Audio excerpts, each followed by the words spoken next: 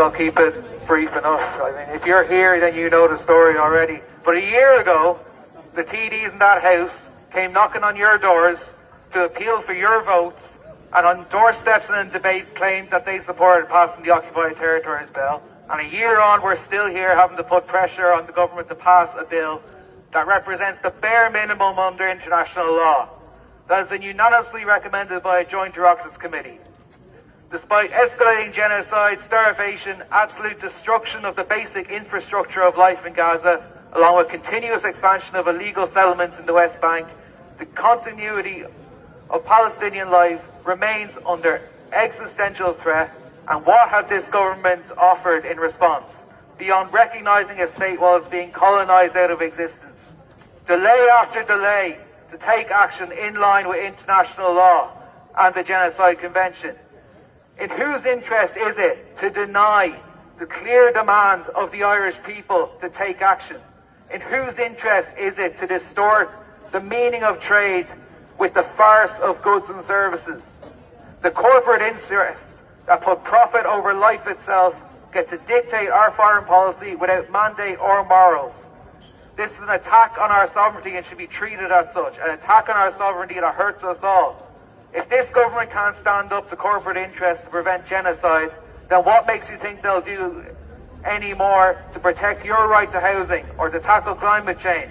Do you think they'll do anything to stop Airbnb advertising stolen houses for people holidays and illegal settlements in the West Bank? If they can't do that, then do you think they'll stop short-term lets in this city, advertised by the same company? The last 2 years should teach us that all of this is connected.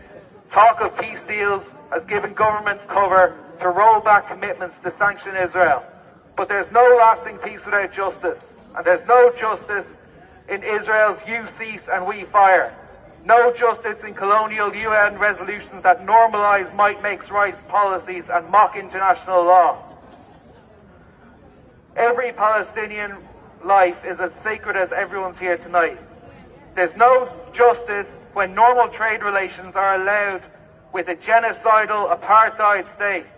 The world that allows the ethnic cleansing of Palestine is a threat to everyone. The OTB is one step towards isolating Israel in every field and needs to be combined with cultural boycotts, sporting boycotts, strategic boycotts of the corporate interests in a way that hurts.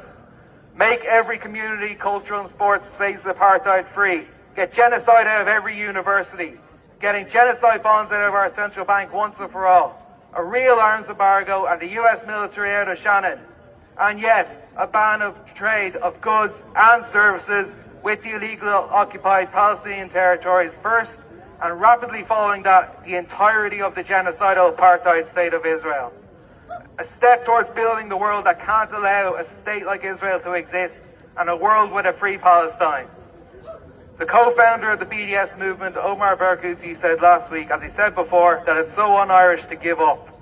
The cowards in the Dáil who delay, if they can't grow a spine, they can get out of the way, because we don't give up and we won't rest until Palestine is free from the river to the sea.